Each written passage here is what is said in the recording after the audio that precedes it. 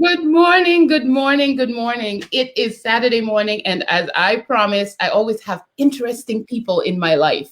I have amazing, amazing women in my life, and I think everyone is so jealous of me. That's what I believe in my head. In your head, yeah. Yeah, in That's a my nice way head, to put it. everybody is jealous of me. Yeah. So, so for you, I want you to know, Bira, that I'm really excited to have you today. Thank you. And so glad that two African girls can share a space and talk about our Africanness. Yep, I agree. Let me tell you what I'm really enjoying on Facebook is the amount of great content that African women are putting out.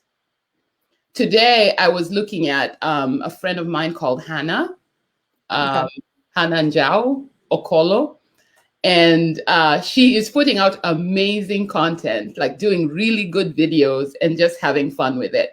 And so I'm excited that you become a part of that good stories, good African content, and we get a chance to talk today. I'm excited to be here. I So let's do know. it. I don't know if you're more excited than I am because. So let me tell everybody how this happened. And Voluntold. Go ahead. good morning, everybody, and say hi to Bira Hi, Kafumbe. everyone. Hi, And Lo. Bira is from Uganda, and I love your name, and you're going to tell us what your name means and where it comes from as well. But Bira happens to be in my Design Your Life class, and Yep. so Bira makes an appointment to just talk to me, and she just wanted to catch up. She was away 1 week, and she was like, "Let's catch up." And by the time the meeting was over, she was doing a Facebook Live, and she was like, "What? How did this happen?" Yep. And I kept procrastinating. Let's push it out a week, another week. And I'm like, Another okay, week. finally, let's do it. Yes. Yeah. So, yeah. I really think what's amazing about this, I see some people have already joined. And as usual, user error, let's say user error, Joanne is always the first to join. And Joanne Wangi is on. Oh, And hey, Joanne. yes, I've heard a lot about Joanne, by the way, because I talked to Jacinta and a few about other her folks. friends. So, yeah, I have friends. So I know I've heard of her. Yeah, So, and Eva has joined and she said hello, and a few other people who haven't said hi yet. And I'm really looking forward to this because number one, I think Bira is your ordinary African girl who moved from Uganda to the US, just like we all did. Many of us have done that, and there's been a journey, and yep. it's a journey that most of us experience and do not speak of. True. It doesn't even have to be traumatic. It's just a unique journey that we just keep to ourselves. That's true. And it's time to talk about this thing. But the reason why I wanted to talk to Bira is because she's a certified wellness coach, a mom, a wife, a daughter, a sister, and she Yeah. struggles with weight. She's Yes, I do. experienced being on autopilot for years and years and years, and we'll talk about that. And Great. then she's going to talk about how she's reclaiming her life. And the reason why we call this Becoming Bira is because Bira is still unfolding, just like many of us are. And that to me is one of the most exciting things about this. So I'm really, really excited to have you, Bira. Thank Now, you. I think when we started talking the other day, I mean, there were so many things about you moving to the US that were similar to my story, and I believe are going to be similar to other women's stories. Is that you had gone to school of course, you went to primary school and high school in Uganda? Yes, I left Uganda at 1999, so I was there up to what we call high school. Then I went for college in Dar es Salaam, Yeah, University of Dar es Salaam for a bachelor's in computer science in yeah. 1999.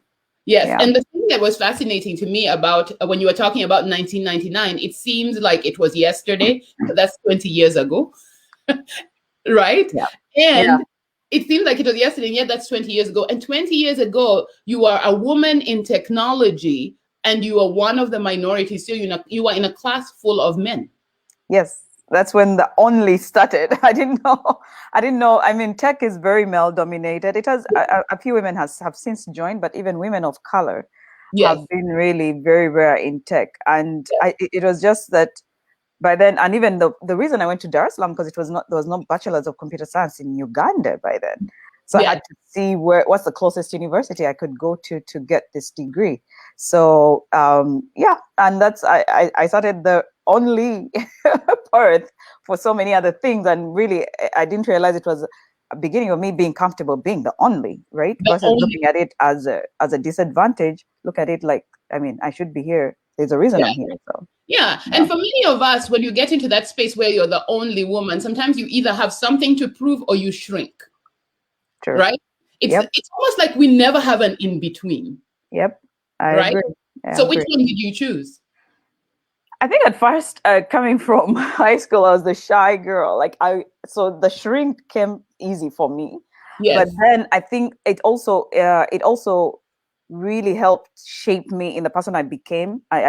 After, because I started using humor to just probably hide the uncomfortable situations I was having, because I had been in an all-girls school. So here Yeah. I am in college. Of course, it's a mixed space, Yes. and then I have to deal with guys all the time. It was very uncomfortable for me. You come up with this culture of like, boys are bad for you and all that stuff. So I had to overcome all that, tension, and just start to be comfortable being with in men all the time. Yes. And so that developed other characters that I really feel like have shaped the person I am today. Yes. Yeah. And here's the thing. I think you mentioned something which I too grew up in. I grew up in a family of 5 girls, and boys were bad. Yeah. The thing is, it's interesting. We didn't even talk about that in advance, but it's interesting you bring that up, because this is where your mind is shaped Right. as a young girl, so that not even preparing you to go into the space where you're going to take center stage in your career, right? Exactly. Yeah. So you just navigated it on your own using humor, and you did well in college, Right. and then you decide that you're going to come to the US. What is it that? What was it? What was your journey? Why were you coming? Was it school, or friends were here already, or what? It's so funny when we talk about your class about manifesting your life. Yeah. I've always wanted to come to the US. Like, I would look at all the big buildings, the tall, busy streets, Las Yes. Vegas, the lights, and I was like, I need to be there. But of Yes. course, coming from Africa, the visa of the US was like, you're going to doomsday. I mean, it's like you get into that embassy, and it's like, you went to the US embassy. It was very scary, and so Yeah. that already used to put me like, okay, all those dreams, I'm not going to enter that embassy, because people would come back with horror stories. And coincidentally, I applied for the DV lottery, green Yes. card. I don't know if you've heard about it, Yes. but that is how I came. And I just Ah. put on my application, went on. Well, actually, by that time, I was in South Africa doing some certifications after college. And Mhm. then my mom is like, oh, there's this letter that just came. She's in Uganda, and it's like, it says USCIS. I'm like, yeah, whatever. I mean, open it. What does it say? And like literally, like a month or so later, she opens it. She's like, oh, they're telling you that you won. You've been selected to go in the DV lottery. I'm like, huh? Oh And that my is God. how I started my journey to the US. I literally started because it's an immigrant visa, so it's not, you don't have to prove anything. You don't have to sell your land and go to the embassy and be ridiculed, like all the stories we kept hearing.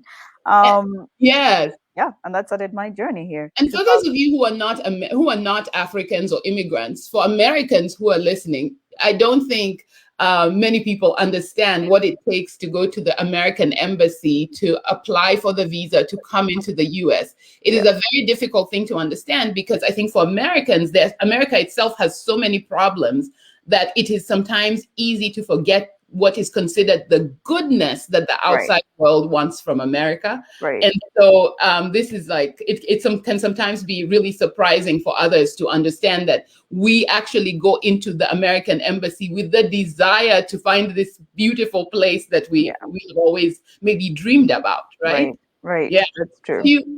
you come to the US, and you Yeah. are living as a single girl. Yep. You would like to get married. Right. You'd like to be a mom. Yes.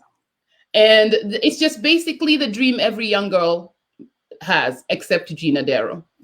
Yes, I think coming into the US first, I just wanted to experience the US, and I remember my first months coming in because my first state was Minnesota, very cold. I came in September. I remember September 2004, Yes.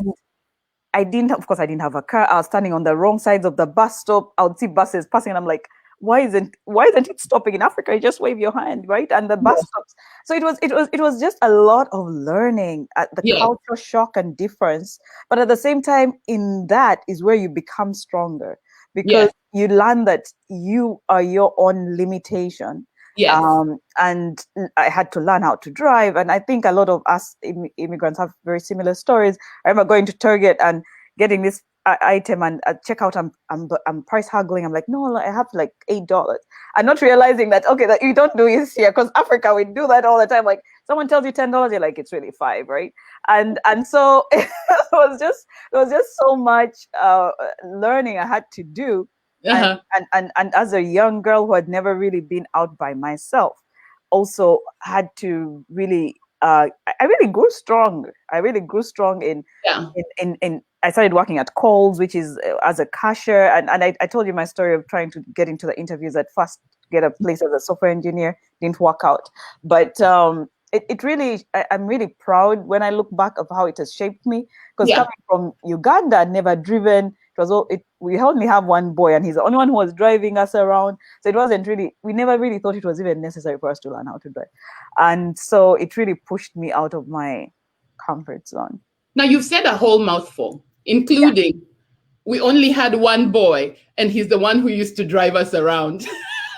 So in a family like ours, we were doomed because if we were to go by that cultural mindset, there Right. were girls, so nobody would be driving. Yeah. Yeah. Indeed, there was a mindset that was there.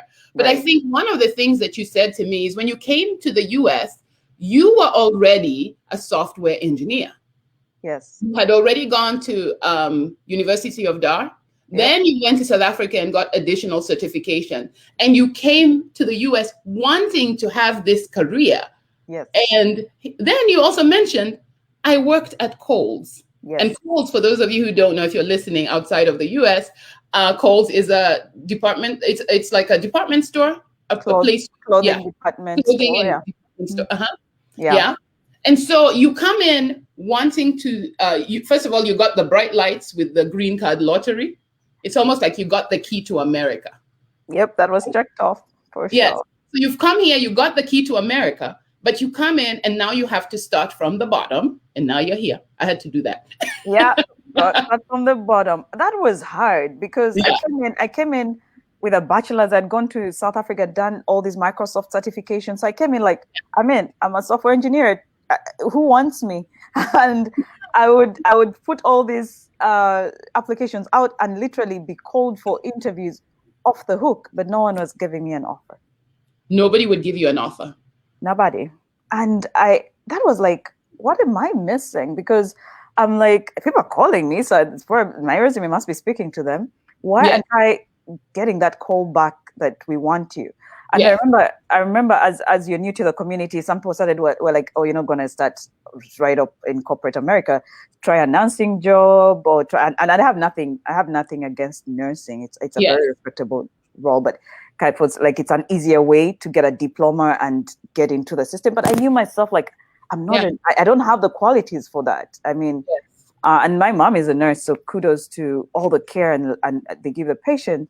But I knew I wasn't that. Yes. And so I had to really make an intentional decision. Am I going to keep chasing my vision, or do I just do something on the side while chasing my vision? So my something on the side was actually being a cashier at Kohl's, but that really, it really was started living reality of like, this is what I thought it was going to be, and this is the reality. And its self-esteem just goes all the way down. But Yeah. in that is when I started, a friend of mine just told me, like, you know what, you really need to do something American, like an education, get something American. Yeah. And at first I'm like, what do you mean? I have certifications, I have a degree, but still I went ahead and followed his advice and I remember, because I already had a bachelor's of computer science, I did an evening MBA. Yeah. And in that class, because it was a 6 to 9 class, I started making the networks. I started knowing who is actually working in the corporate America. And when I started going for interviews, the discussions were different. It was like, oh, I'm an alumni. Oh, I'm an alumni of that school. Oh, my son goes to that school. All of a sudden, I was relatable. And it's those small things that no one really ever tells you about, that you learn the hard way. Because, I mean, for me, it was just like, I'm just going to put up my resume. I'm just going to do this. But also, I didn't know that, of course, with my GPA being maybe from Africa, I don't know, but it was just, I wasn't connecting. Something was happening right there. I wasn't connecting. But when I started to do my my classes, I started to interact with people who at jobs, that's when I landed an internship, and really the rest is history. Because an internship still, it's you're always starting from the bottom, but I'm like, at least I'm doing something that I want to do, like software engineer. I was an intern, a summer intern at one of the medical device companies in Minnesota. But that's how my path started. And but then here's the thing.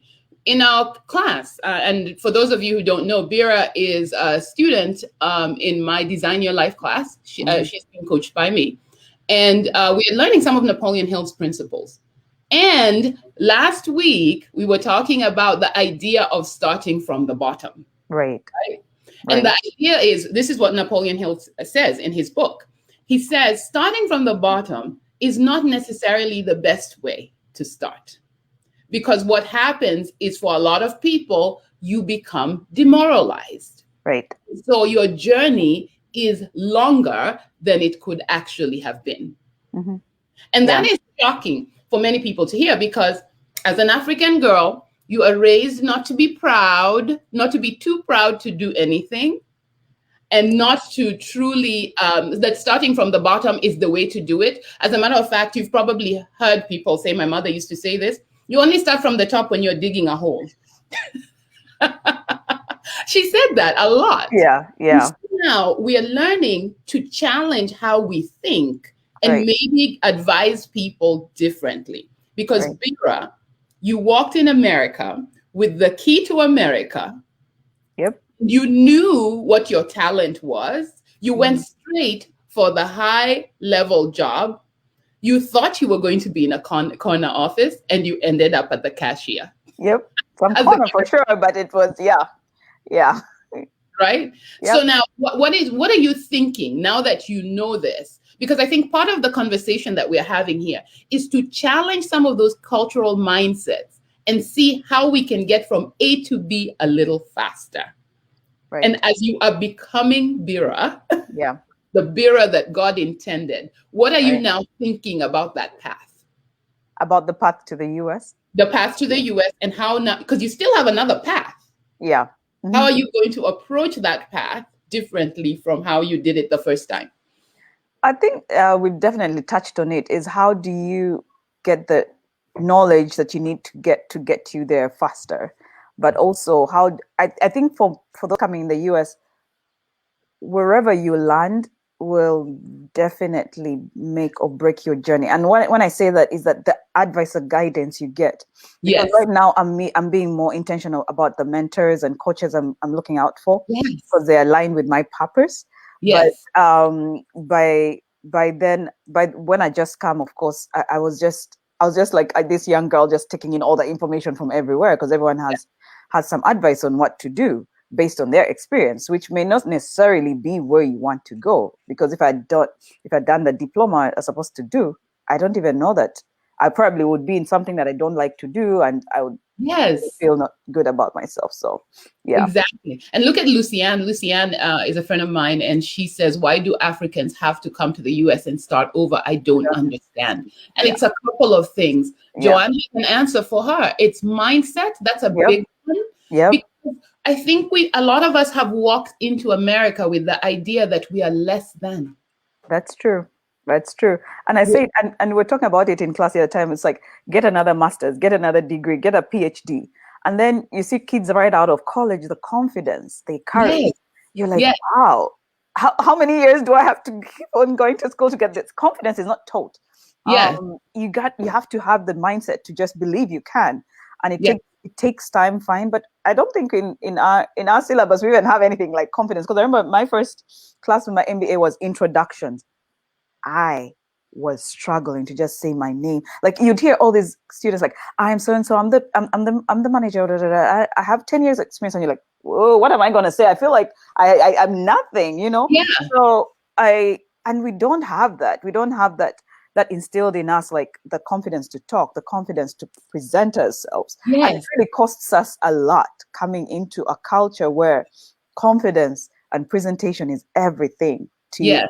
how far you go in your career, because we are kind of figuring out like the first 3 to 5 years, just even who we are, but then also the confidence is lacking. And by the Yeah. time you get up to speed, you know, it takes a little bit. So This is interesting because Winnie says it has a lot to do with belief systems. And that's really what everybody is saying in terms of comments. Because when I look at Vanita, Joanne, Terry, Winnie, or everybody who is commenting about it is saying this is a mindset thing. But let's go back. When I said you are a daughter, you are a mother, you were talking about growing up in Uganda, and you didn't challenge much.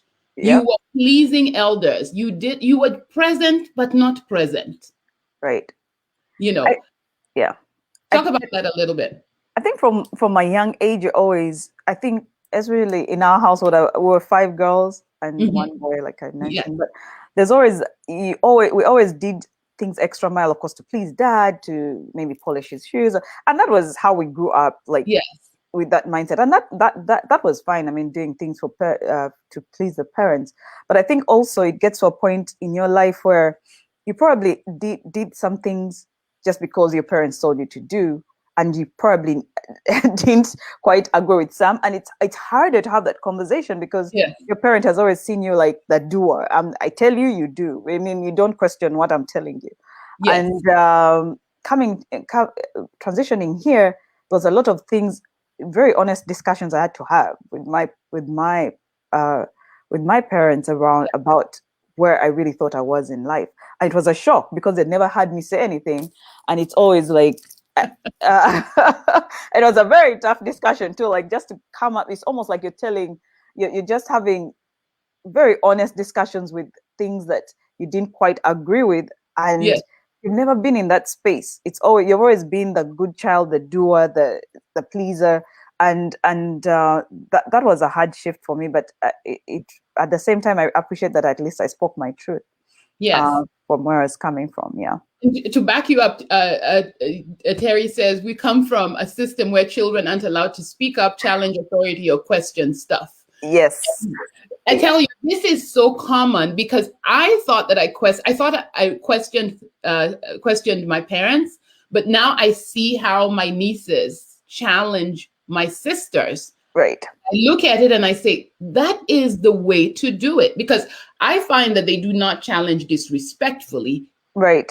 Ask questions about what is happening, and they get answers that don't sound like because I said so. Yes. And I think also, and I told you in my story that I tried the whole go back home and then came back, but even seeing my children, how well we're here, there's some confidence they exhibited. And I don't even know how the systems are. It's like from the get-go, the child is allowed to be, right? But in the couple of years we went back, all of a sudden it was like back to that. They were not comfortable to speak out. They were not, and I quite didn't even think about it. Like I mean, while trying to move back home, that this would be something that would come up. But I just experienced my bubbly daughter all of a sudden just be like, yeah. So she was mimicking what she was seeing. Yes, in the tradition, and this is very strong. I just our cultures, because most of the time a child is trying to say something, and I know there's some times where they don't even have to say much, and you want the respect of the elders. But at times a child has, I mean, they're also human beings. They have opinions at times, and as long as it's presented respectfully, I've really learned as a mother, because now I have a teenage daughter, to listen more and be more empathetic and say, I hear you, because more versus just backing her down. I'm the mother, I said so. That that's not it just doesn't work out, because when you look at it, what's happening, and we're going to connect this, that way of upbringing shows up in the boardroom. Hmm. That is the reason why you could not stand up and say your name and introduce yourself, Yep. because something was missing. And it's with good intention that you want to raise respectful children, but you've got to ask yourself how you are snuffing out their light, and they are no longer shiny, That's true. and that's where the challenge comes in you Yeah. know but I Yeah. wanted to spend time of that for that, because I think one of the biggest things is we're asking ourselves, how can we give ourselves permission to live according to the truth that you are feeling, the possibility that is coming out of you. And that's the whole thing, because now you come to the US, you are living a single girl, living a good life. You're not Mhm. thinking about am I overweight, not overweight? Am I good? Am I not good? You're just living a good life, Yes. right? And Yes. then you decide that, you want to get married, you get married, and then you start to have a family, Yep. and you have your first child, Yep. and you're excited, Yep. but you're in I'm graduate. excited. Yes, so I had my first child. I was still doing my MBA. That's a 6 to 9. So Yes, I think I didn't realize what I was taking on. Like having a child is a project. You're not sleeping well at night. But yes, let me circle back. Like having my first child. Let me take a step back.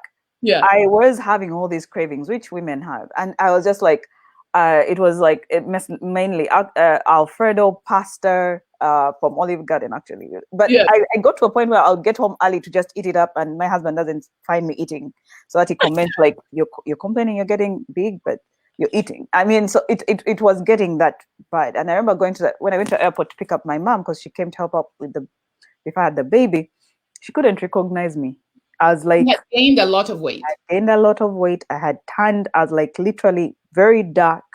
Yeah, And the first thing she's asked me, because she's a nurse, she's like, "Do you have preeclampsia, which is high blood pressure in pregnancies?" And I'm like, yeah, "No, I'm good. This is all food." I mean, now that I'm thinking about back, it was all food. But I had my child. I was doing my MBA. hmm, I remember I would pick up from daycare. So I'm working my 9 to 5, go for my MBA 6 to 9, pick her yeah, up from daycare around 9, around because we had like one of the grannies in the community who didn't have those stringent. It was at a home based daycare. And then you'd come back at that time because my husband used to travel a lot for work. So at times I'd be by myself. Come back, shower her, dinner, and autopilot. Next day, same thing. And there's just one day in my class during my MBA, I'm just in class, but I'm thinking, do we have diapers? Is the food ready? I wasn't even concentrating anymore, and my grades started to suffer. yes. So And you're a graduate student who is yes, completely, your only thing in your mind is what's going on with your child, but you're yes, trying to balance the graduate school, which is really rigorous, right, and making sure that your husband and child and your responsibilities as a because you were working as well. yes, yes. So a wife, career woman, a mother, and a graduate, And or maybe graduate student. Yeah, what yeah. did you feel that you are failing in everything? Yes, and I think that's the biggest challenge we have as I would say as women, because you're trying to do your best at everything and not giving yourself the compassion that you cannot be the best at everything. Yeah. And I felt like I was failing at everything. And with that, my grades started to suffer, and I had to take a year off Yeah. my schooling because um, I was just not there. I Yeah. was just you're working on maybe 3 4 hours of sleep. We go back to work here after 6 weeks when literally you still have stitches going on. 6 weeks after, I mean, you've had the child, and so I was just not in a very good mental space. And Yeah. and really, now that I look back, it was just me starting the autopilot journey of like pick up kid from daycare, sleep, wake up, prepare diapers, but not even feeling like who am I in this? What am I? What's the fulfillment? It was just Yeah. day 2, day 10, day 100. So yeah, Well, here's the thing, and I'm curious to find out, because there are a few moms on here today, and I'm curious to find out, what is it that makes a woman who moves from I'm a single girl to now I'm a married woman and has a child? What is it that makes you think that you can now do everything? Have you counted the cost of doing it all? Like, of yeah, being good mom, of being this amazing wife who still looks amazingly sexy. And then you're also the mom who is able to pick up diapers and carry this child, and there's all kinds of things going on. They're sick and all this. And then you want to be the superstar at work, as well as the graduate school student superstar who's going to be valedictorian. What is it about you that made you think that that was possible? Or did you even think? I don't know that I thought, but the thing is that, of course, there's no one.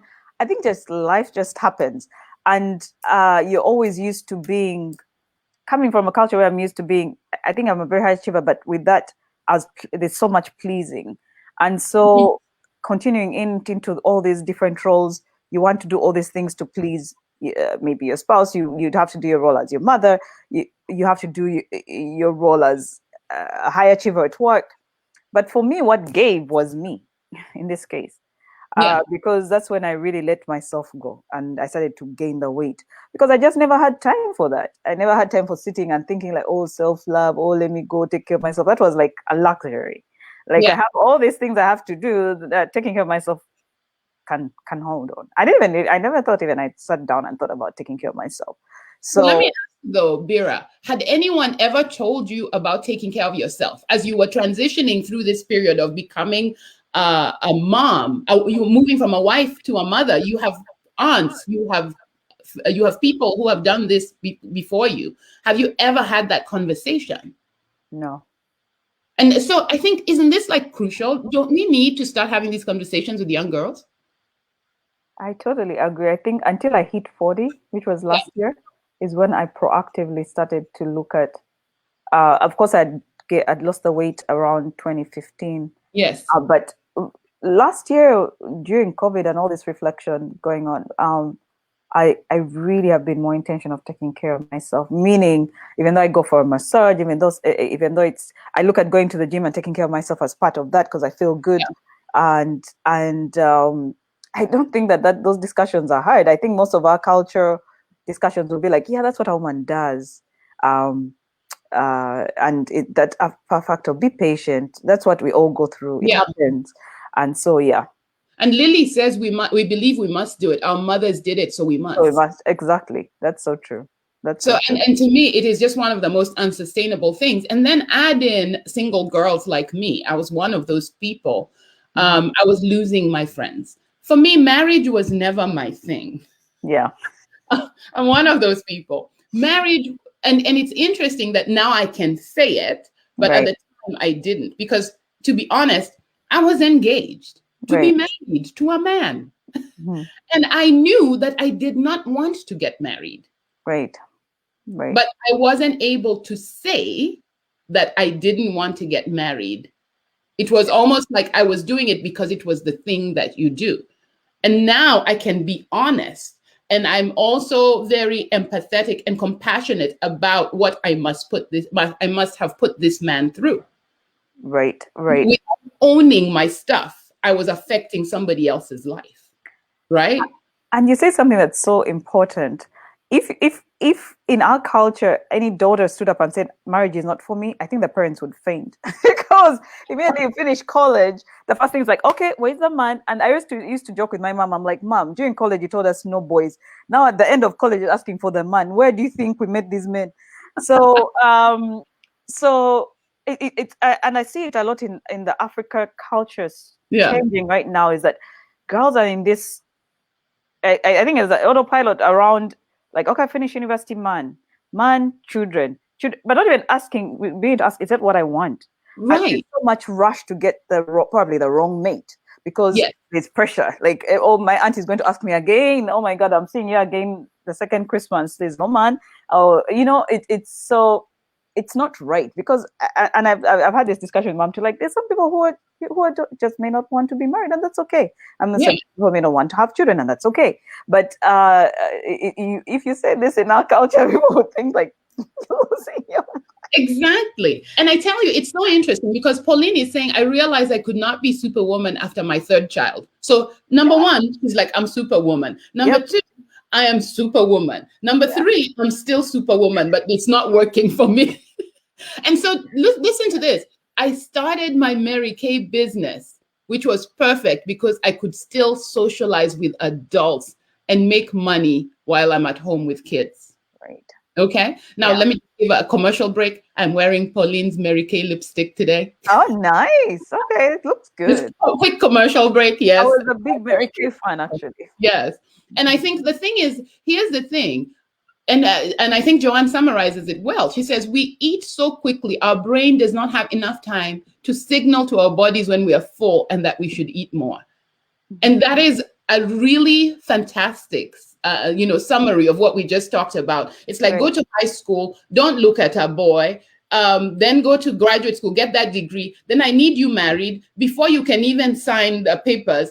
Where's the baby? 9 months later, you dare not show up without the baby. And God forbid you have fertility issues. Yeah. And then you become a mom, and then you have friends like me I'm longing for you to still remain the friend that you were. Right. And so I gave my friends grief about how they mothered.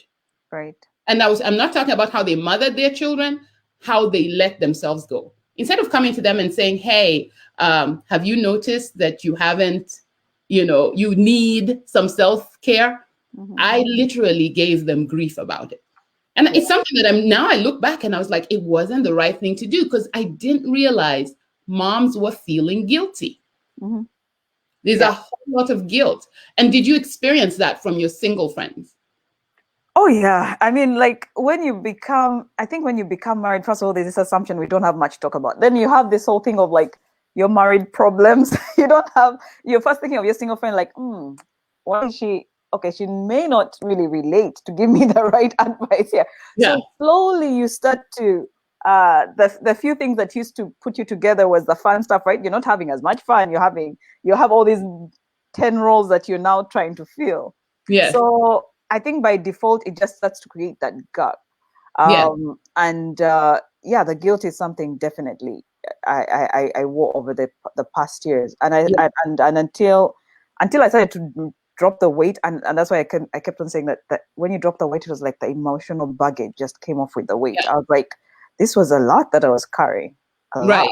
So you're an autopilot, but then you still realize that you need to do something. And so there are two big things that you work on. You start losing the weight. In addition to that, you decide to move back to Uganda to continue this career because you have options. Remember, you come with the key to America. Yes, I come with the key to America. I think after like 10 years, I'm like, you know what? This is the same thing. I really want something different. But to start my journey, it was after actually the second child when I went for my physicals and whatever, and my doctor tells me I'm obese. So when my doctor tells me I'm obese, I'm like, it's gotta be talking about someone else, right? You're obese. I'm one. I know, because you're so used to all these shows where you're thinking, okay, obese, you have this other picture of what obese means, right? And then my doctor tells me, but he looks at me and says, you have to do something. You really have to change something. And that was, I think, December of 2013, is when I was like, okay, I need to do something. And it was a New Year resolution. I know some say New Year resolutions don't work, but it had to work for me. Yes. By then I joined Weight Watchers first. And then I started getting into more physical activity, running and all these other things. And of course, as I joined Weight Watchers, the weight started to drop. But I also was where's the African food? Because it's like a lot of wrap with whatever, with all this stuff. And I'm like, I'm not feeling the Africanness. Like, where's my food? Like, so of course after my Weight Watchers opened my eyes to the food was everything. The food was everything. But then I started to also I question myself, what food can I eat as an African that will keep me, on target? But Atlanta, by then I was in actually ATL, which I really have very fond memories of, because that's when I dropped the weight. I dropped over 40 pounds. Yes. And then that's when I realized that my doctor was right for me about something, because the reactions I got from people like, oh my God, you look so different. And I was like, oh, wow, was it that bad, right? So I stayed in ATL for around four years. Yes. And life was good. I can't complain. But I still was like, it's the same thing. And that's when I started having this itch to go back home. I'm like, I need to go back home. I mean, this Go back to Uganda. African dream. Yeah. I was like, I need to go back home. There's so much I can do and all this stuff. And an opportunity comes by, because my main thing was like, I don't want to go home without a job. At least as I figured this stuff out, I'd like a job. So I get a company opening up in Uganda. They offered to relocate me with the family, and I jumped right on it. So 2015, January, actually, I moved to Uganda with the children. Job. And this is interesting. A lot of women are looking for you're yearning for something different, because you keep saying to yourself, this is the same thing over and over again. But what you don't realize, that it is you. Yep. It is you that needs to find what it is that fuels you, right? Yeah. And it's so funny, because I was listening to Oprah and Deepak. They have a meditation going on for 21 days, getting unstuck. I meditate a lot. Yes. And they're talking about, like, it's us who need to get unstuck. The opportunities are limitless, right? But once you change your mindset and start to see it that way, the universe starts to give you the answers. Because until June last year, I mean, when I started my entrepreneur kind of life that I'm leading right now, I was always like, I want to do something that makes me fulfilled. And I feel like immediately I figured that out. I started to get the people. I started to get the leads. I started to get the networks that helped build my vision. But until I got my mindset clear, I can keep blaming the whole world that, I'm stuck. But it's really me having to change the way I see things, that there's just so much opportunity out there. So you're looking for it in Uganda, and you're like, okay, I'm here. I have this wonderful job. You had a wonderful job in the US too. Yes. It's almost like, what were you doing there? It's like, you don't get that it's you. Yep. Like I said, at ATL, if you even gave me an opportunity to move back, I would, with even a heartbeat. I'm in DC right now, but I don't know. It was just that itch. I can't even explain it. I just wanted to experience something different. I wanted to go back home. I was just like, I want to live this African dream. I mean, I've been here for over 10 years. So yep. So the interesting thing is, sometimes you ask for a change. Yeah. And sometimes the change comes in a way that you don't expect. Right. And you're not looking. And this is the one thing, women, and I keep saying, the reason why we should prepare ourselves for the future and for any eventuality, just be a whole person. And I always say this, John 16:33, in this world, there will be trouble. Right. But I have overcome the world. Right. Yeah. And the thing is, I think we expect that this ride is going to be smooth sailing all the way. We do not want to imagine that anything will happen. And then sometimes it shows up. And for you, it showed up in the most devastating way, because your mother was diagnosed with cancer, a very aggressive cancer. You are in Uganda. You are working the life that you think is the life of your dreams. And now you have to make decisions to come back and take care of her. Yep. Right? Yeah. And so what you at this point, you are in a system where there is not the medical care that you want, and you're making decisions based on that. So your dream is interrupted. How? Correct. Yeah. I remember the day I just come back from the airport. I mean, from work travel, and my mom comes to pick me up, and it was rare for mom to pick me up, and she had a very calm look, but you know how our moms are. Like, if I had the same news she had, I would be like at the airport wailing, like telling the whole, meaning my people. But we went home, and she's like, I just did some scan today, and they're suspecting breast cancer. And we've heard about cancer, but you just never think it's going to happen to you for some reason. Just thinking like, okay, yeah, it's happening. But when she told me that, and the doctor was already ready, like, come next week, we do surgery. I was like, you know what, Mom? I'd rather we go back to the US. Because I felt like I was more comfortable with what the doctors and the healthcare system, knowing our healthcare system at times can be very much more about money than really taking care. That is the reality of Africa. Yep. But in I think we had actually already planned in 2 weeks we're supposed to come here anyway for just like a little vacation. But we in that time, news travels. You know how Africa is. So people start coming home and they are wailing. Like, you know how people have been told someone has passed. And it was so dark. Like, people were crying. People were just, Mom, I remember packing her bags like she's never going to come back, right? And so we had to sit down and we had to make fast decisions. I hadn't been in the US for 2 years. We didn't have insurance.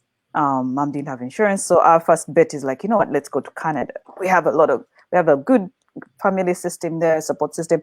And we've always heard about Canada. Healthcare system is nicer. I mean, like it's not as hard to penetrate, better. But it's not as hard to penetrate. That's what we were hearing before we got there. So we made that decision pretty fast. Got on the plane. I had a 1-year-old by then. She hadn't yet made one. My third daughter. So I was like, I have to come with her. I left the other ones with my sister. Because by then, actually, my husband was still like, he was still on his travel runs. But so we get on the plane to triage to Canada. That's where we decided to go. In the middle of the plane flight, I just start to hear this like snoring kind of sound, like, so I'm like, what's that? And I look to my left and Mom is unconscious on the plane. And you have a 1-year-old. And I have a 1-year-old. Wow. So of course the first thing, I ring the bell. They come. We were close to where the kitchen is, so they put her on her back. They're resuscitating her. They're talking to the pilot. How long we have to land? Does he have to do an emergency landing? And that is when the darkness was just starting. And I think nothing prepares you for that. It's almost like you're numb. You're watching. It's like when it rains, it pours. It's like Mama has been diagnosed with cancer. You're trying to come in. Now she's passing out on the plane. I'm like, God, what next? So anyhow, we had to drop off in Minneapolis, which is in Minnesota. We were taken off the plane. Emergency ambulance came to the runway. I didn't even know where all my stuff was. Like, I didn't even know the stuff I'd checked in. If it's in Canada, if it's staying in Minneapolis, it was just about Mom's life. I got my little child. We got to the hospital. Good thing Minnesota, like I said, was my first state. I came to the US. So I called a few friends. They bought diapers. I literally had nothing.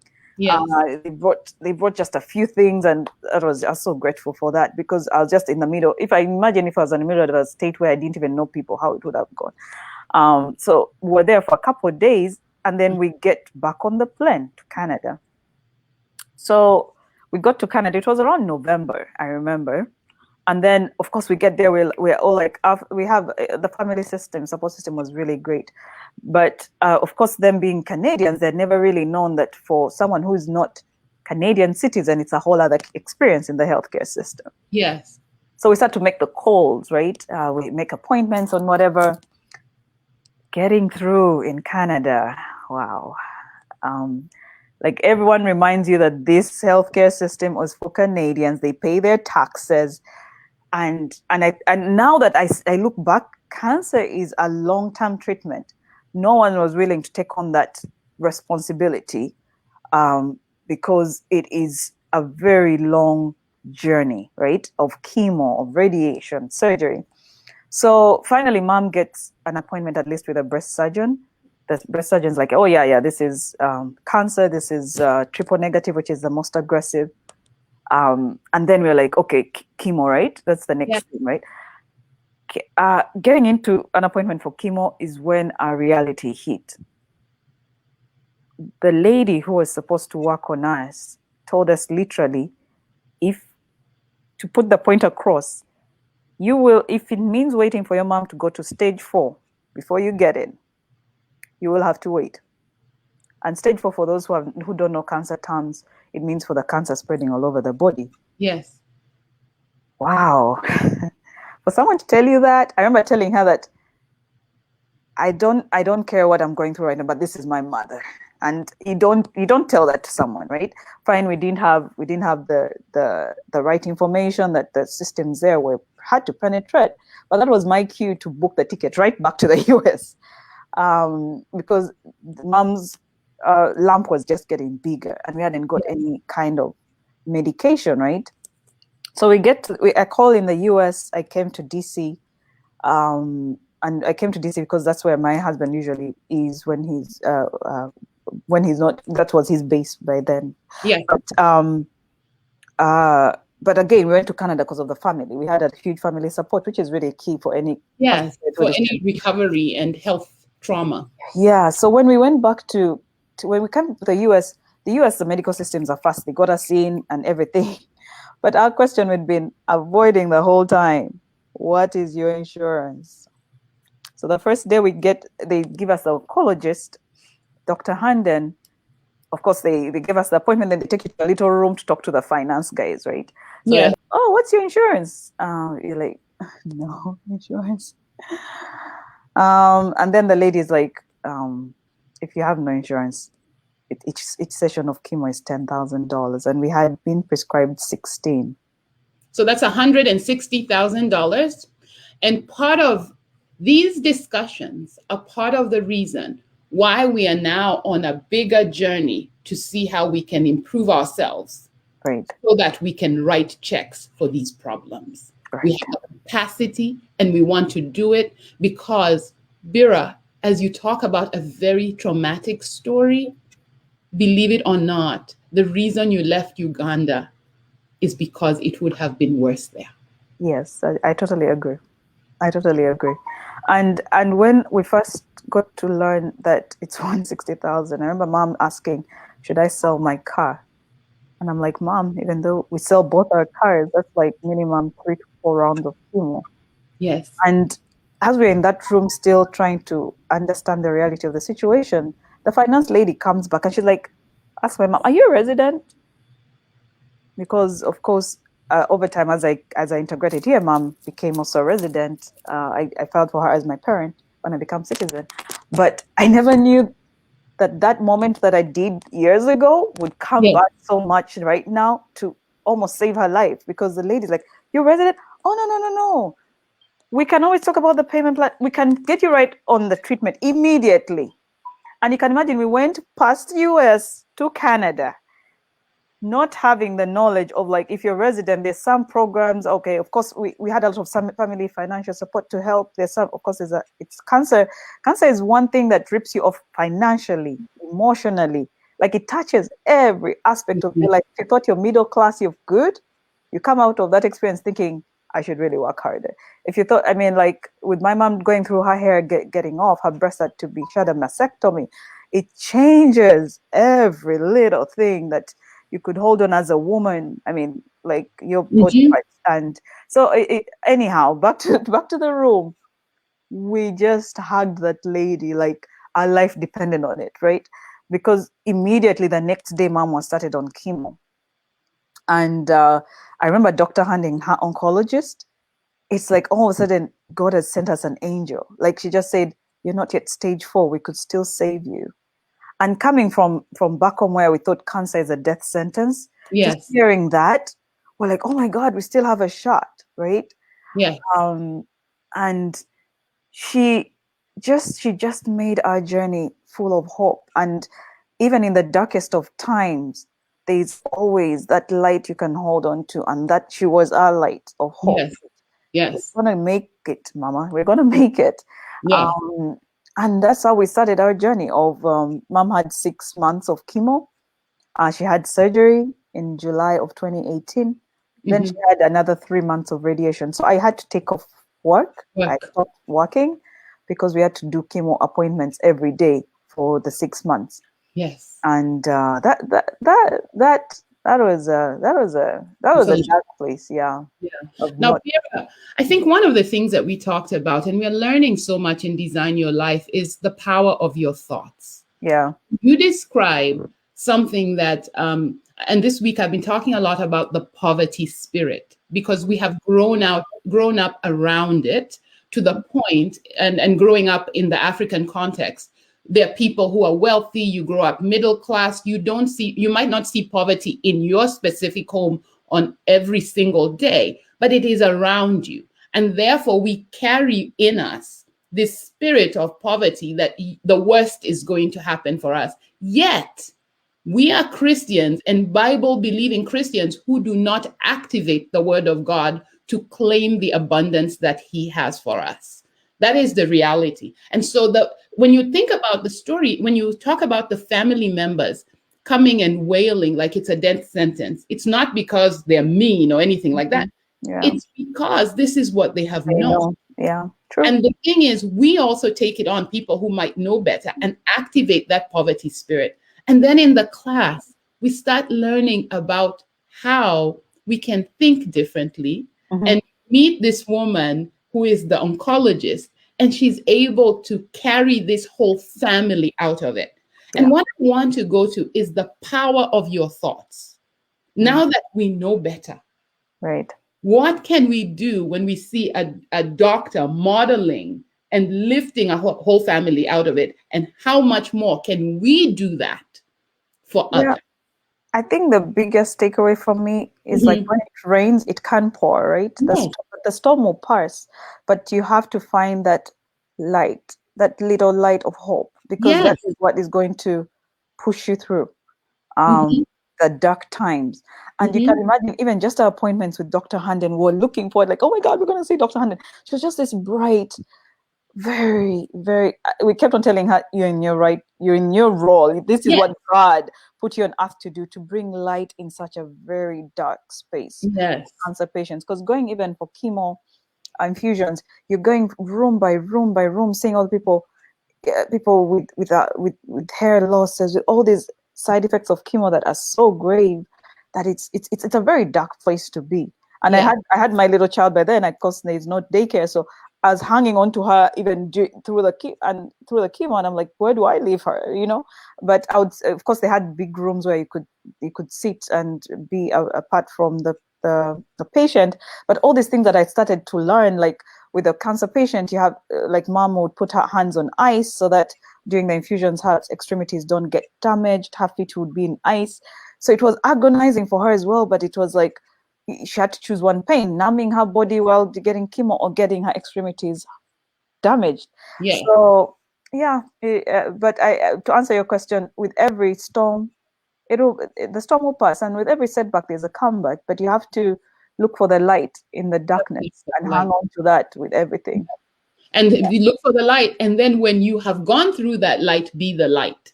And that's really what you have done with your whole life now. After that, you're searching, going to Uganda for the career, being here for the career, being on autopilot. And now life is different for you.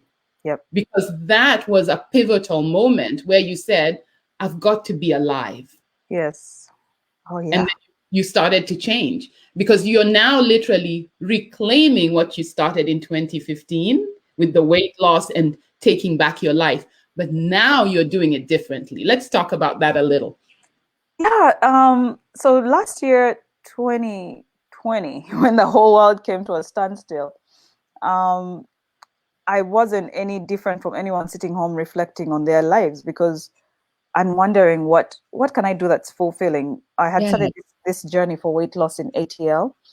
I had actually started on that whole journey of motivating women to lose weight, but it came to a standstill with everything that was going on with mom's journey. And when I started, I had to get a job. So I got a job in Jan 2019. And then after a year into this, I got the hang of things. I'm like, what can I do that fulfills me, that wakes me up, that makes me feel like I am living life, not existing. Yeah. And that I want to say that I am living. Not living life. Thing. Yes. Yeah. That's big. So it's so, and that's when I said, I was putting that part of like, when you start to change your mindset, the universe brings you the right people. And so Jen Mukami happened to advertise something around online business accelerator or something. I've been, of course, being in the fitness world, I've followed her forever. So I was so intrigued. I'm like, I really need to join this class, right? Yes. I just felt like to me it was a no-brainer. I really want to join this class. She's someone I've followed, and that's when I started coaching sessions with her around my business mindset, around Mm-hmm. the fitness world. She's done so much in the fitness world Yeah. for some of you that may know her. And I met a really good network of other women thinking the same way. I mean, like at times you start to think that maybe I'm too much, Yeah. maybe I'm too this. But when you start to get with other networks where you're like, oh my God, she has the same dream. We are talking to each other. We have the same goals. All of a sudden, it's like, I'm not abnormal. This is really doable. So in working with Jen, she really got my online business back to life. Yes. And I've just in the last 9 months, and that's why I was saying at one point that you're never too old to dream big. I've done so much in the last 9 months at 40 than I've done in the 39 years That's with my entrepreneurship journey. Now, just And hold on. She said, how many years were you on autopilot, Bira? 13. And for me, 18. 18 years. And what Yeah. we are saying here, and I wanted to shout out Jane Mukami, janemukami.com. Jane is an amazing coach, and she's showing the world how to live by living well. And then Yeah. she becomes, because of that, she's also a great teacher. So she is her own examples. Right. She is her own example. You don't have to go anywhere to see how to treat yourself. Yeah. Jane Mukami shows you how she's treating herself. And so you learn how to treat yourself in that way. And that's what we were talking about. And Right. guess who just joined? Hannah. Hannah is one of the people who I was talking about who is now putting out all this content. Oh, nice. Okay. Yeah, you talked about her earlier. Yeah. Yes, we talked about her earlier. And these are people who are showing us the examples of how we can be. And Right. part of the reason I wanted to have this conversation with you was for that very reason, because you saw a lady shining, she gave you permission to shine, and now here you are giving other women permission to shine. Right. Right? Right. And so you take on the accelerator, you do it really well. Yeah, I take on the accelerator. I still actually I'm keeping my Yeah. coaching relationship with Jen once a month. We still catch up. Yes. But she starts to shape my mind in something I never really knew. The reason partly why I went to Uganda was that, oh, with this fitness thing, I want to take it to Africa. But Yes. now I'm like, I can be anywhere. I don't even have to be seated in Uganda because especially with now everything going virtual, it was Yes. so much opportunity that I had not even thought about. Yes. And that's when I started my whole online coaching program, weight loss program. And my mantra is to help women feel beautiful inside out and out, because there's so many women you look at her and she's like, oh, she's got it all. And then you ask her and she feels hollow. Yes.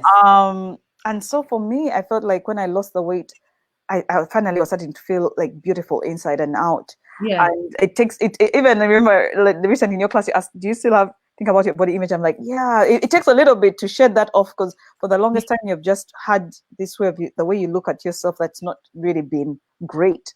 Yeah. And so I started doing my online coaching business. And from then it just been building on it and building on it. And in your class, you told us to come up with all these things we want to do. Recipe book was one of them. Because a Yes. lot of my coaching women come in my class and they're like, oh, how do we eat African and still lose weight? The first thing they ask me is that, can I still eat my local foods? And then the second, they don't have to work out. So just women finding out like you can still eat rice, you can still eat normal foods and lose weight. It's just about knowing how to match them together and knowing how to moderate and when to eat what. Was so exciting for them versus telling them, I'm sentencing you to salads for the rest of your life. You're sentenced to a salad for the rest of your life, right? Yeah.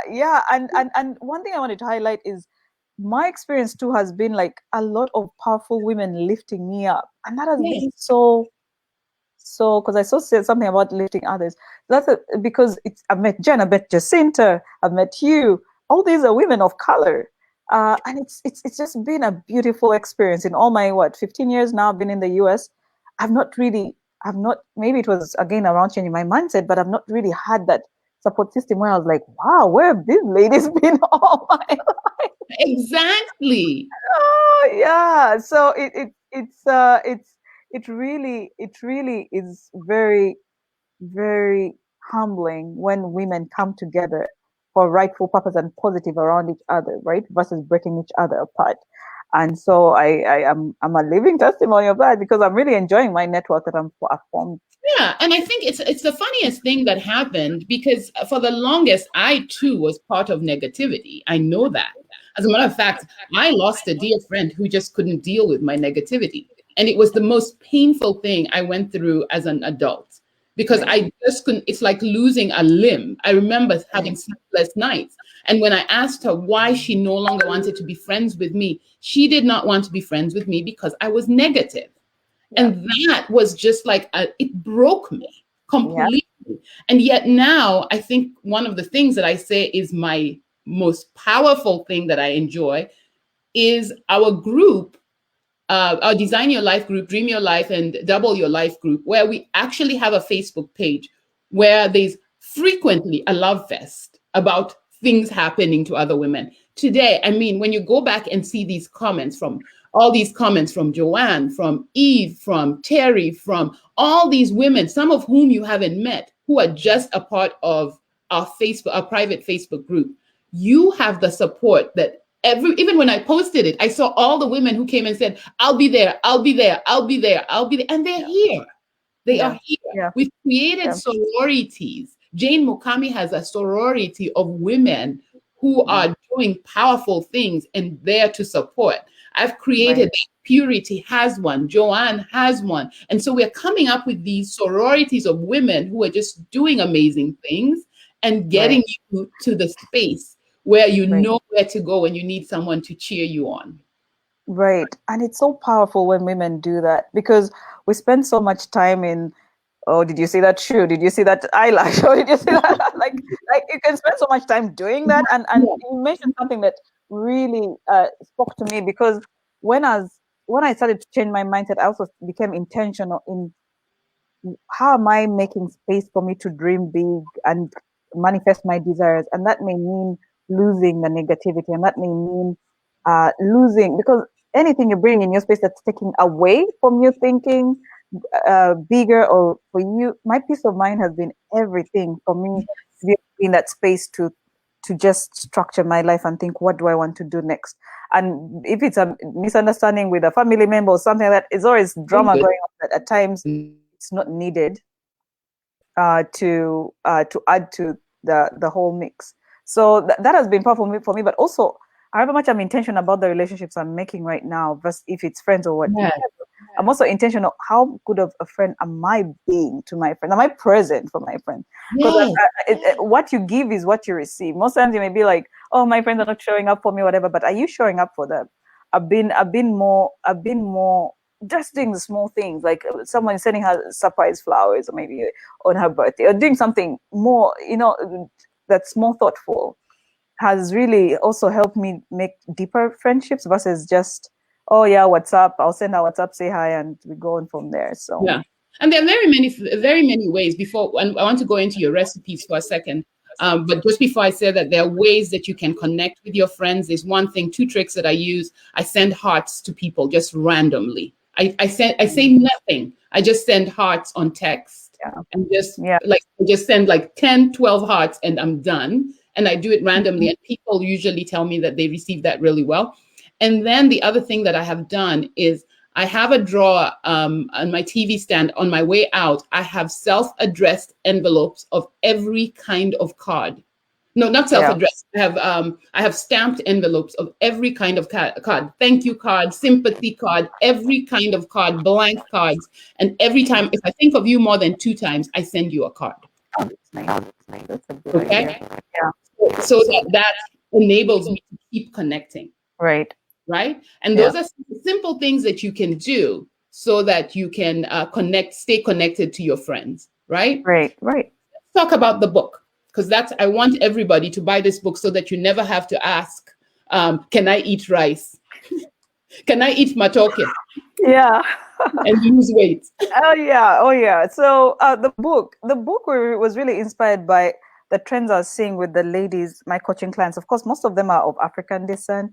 Yes. I've had a few who are not, but most are of Awesome. African descent. And the main thing that we struggle with is carbs, right? our diet is so full of carbs. So the first thing someone comes is like, I like my rice, I like my this. And I start to coach them with how can you still enjoy your food, right? Because that will make it sustainable for you to lose the weight. But if I came up with like, if Jean, you've never had Mhm.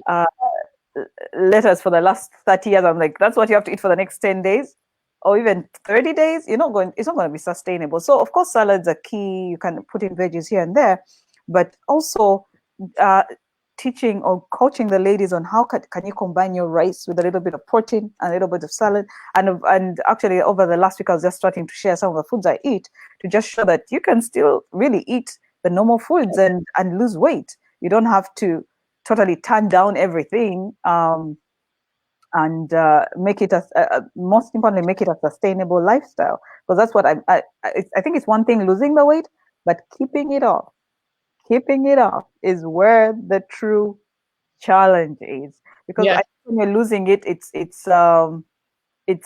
very exciting. Each week you're stepping on the scale. Oh my God, I'm losing. Then you get to a point where you're like, okay, now I have to do the same things, but not see the excitement of me losing the weight. And you don't have that fire and motivation anymore, right? And Yes. so to me, that really drove why I wrote this book, to really share with a lot of ladies out there that you can still eat your for muchomo. You can still eat. There's a few things that I advise in the book what to stay away from and what to cut back on. Yes. But there's still a number of things we can eat and lose weight. And here's the thing, the bigger thing about this is that you are alive. You are no longer on autopilot. That Oh, is a thing of the past. oh yeah. I keep saying that COVID, and I know I've lost also very close family members in COVID. So it was a tragedy, but it was like a reset also, because Mm. there was no one that had that opportunity. Now I'm home, and I get this time to each morning to just think through, what do I want to do with my life intentionally. Yes. But probably by the time the companies are like, oh, come back to office, so much will have changed with so many people. But it was really an opportunity for me to take a step back and do a self-reflection on how do I want to live the next. I'm 40, and I keep joking in your class about 40 synthesis, but something happens at 40. At 40. You want to live your true life. You want to live your dreams. You want to live life to the fullest. Yes. You don't want to let life happen to you. You want to make life happen for you. Yes. And that is where I am at right now. Yes. So, yeah. Yes. And Evelyn says, true, what you're saying. She lost 45 pounds 2 years ago and it felt good and went back and gained all of it. Yep. Right. And I have experienced that as well. I have been on a yo-yo diet for years. Yep. And this year I asked myself, it was actually last year, who am I going to become? And it is a very slow process for me, because I have to become the person who keeps the weight off. And what kind of commitments am I willing to make to myself while I do that? Right? I had every kind of excuse. It was the hysterectomy, it was this, it was that. No, the question is, who are you going to become to live the life that you want? And Bbira, you have been the most amazing example of that. And it's always life tragedy wakes us up, but you can wake up and be not dead, or you can wake up and be alive. Yeah. And chose to wake up to be alive. Yes, I definitely did. With every setback, there's a comeback, but it's all about how you handle the setback. And you mentioned something there, because part of my coaching program, I actually spent the last few weeks just starting to let the ladies empower them on how to make this a sustainable lifestyle. Because if you see, most of us will eat well Monday to Thursday. Then Friday, for some reason, you're like, okay, now time to spoil myself. Then Saturday, you're spoiling yourself. Sunday, you have the guilt. Monday, you're back in line. So it's like this whole up and down, and that also really contributes to why there's all this yo-yo dieting, and then people dropping the weight and adding it back. But how do you get to a sustainable, like, I eat the same from Monday to Saturday? How can you do that? Meaning, if I wanted a chapati on Wednesday, I could still go get it, but I could have maybe half of it, but just calm that desire, the craving. But it's like, is this deprivation on this one scale and indulgence on the other? It's like you can't have both, right? So that's really key to also think about when you want to make this a sustainable lifestyle. How do you make it? How do you get a balance between deprivation and indulgence? Because if you do extreme of one, the other, you're going to not be able to sustainably lose the weight, keep the weight off. Bbira, I tell you, this has been an amazing conversation. Thank you. You will enjoy the love fest that you had in the comments. And for those of you who are commenting, I'm not able to do this quick enough. I really try to make sure that I post as many of the comments, and I just can't keep up because there are that many.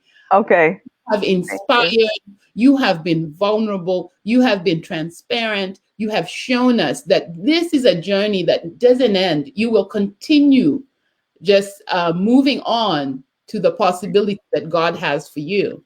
And you will see exactly what it is that you intend, because God wants you to be great. And this is a message for every single person on this Facebook Live. Right. As always, I thank you, thank you, thank you. I'd like you to get Bbira's book. We have been scrolling the link to recipes by Bbira, and it's Bbira. And I want you to tell me what that means again. Your name. Bbira, my name is like a gift. That's what it means. Gift, yeah. That's what it means. And she surely is a gift to us. So guys, I'd like for you to guys to, is the book out? Yeah, it is. Recipes by Bbira.com. I guess we can't, it's scrolling on the bottom of the screen and has been scrolling. I was hoping that you'd see it while we talked about everything else. And everyone's like, thank you for telling your story. And this is totally amazing. And I appreciate you for saying yes to this.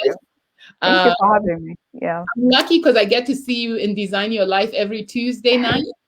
And you have Design Your Life coming up for men only. I need you to tell your husbands. We have a class for them. I have very few husbands, and I have all these ladies coming into the class for women. The class for women is going to be April 21st, starting April 21st, and the class for men starts April 22nd. So tell your husbands and boyfriends that I'm starting to send out the emails tomorrow. And if they want to be a part of this class, that would be an amazing thing for them to join, just because the transformation, and I no longer want to say just the sisterhood, I want to say the brotherhood. Yep, the brotherhood, the sisterhood is coming together. So yeah, the sisterhood is there, and I'd like the brotherhood, because I keep saying this: Africa is a person. When the people change, we experience a different Africa. Right. But thank you for having me. I mean, and to all the ladies, never stop dreaming. You're never too old to dream big. And it's all about your mindset, which you have control to set. So live your best life is all I have to say. So. Yes, and Eve, yes, it is GinaDarrow.com. I just wasn't. Let me show you how much of GinaDarrow.com it is. Check this out. Oh, did I do it right? Yeah, you're a pro at this now. Look at it. It's now scrolling GinaDarrow.com. I did it. Anyway, I'll see you guys. I'll definitely see you guys on Tuesday morning at 8 a.m. on Facebook Live. And then for those of you in my class, I get to see you on Tuesday night. New class coming, Design Your Life, is starting April 21st for women, and then on the 22nd for men. I am looking forward to it, and have a wonderful, wonderful weekend. And thanks, Bbira. Please stay on so that we can have, you and I can have the after show. Okay, sure. Thanks, everyone. Bye-bye. Bye. Yeah, bye.